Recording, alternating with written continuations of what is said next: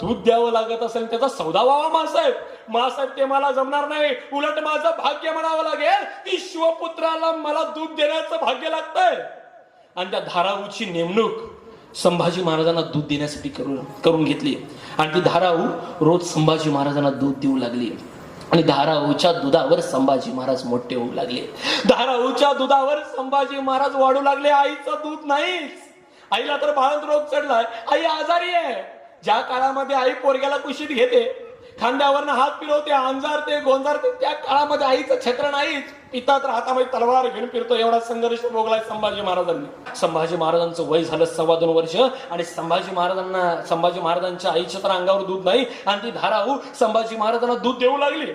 आणि संभाजी महाराज त्या धाराऊच्या दुधावर जीवन जगू लागले. संभाजी महाराज निर्माण होऊ लागले. आणि त्या धाराऊला तर आनंद होता, शिवपुत्राला आपण दूध देतोय, शिवाजी महाराजांच्या पुत्राला दूध देतोय. धाराऊला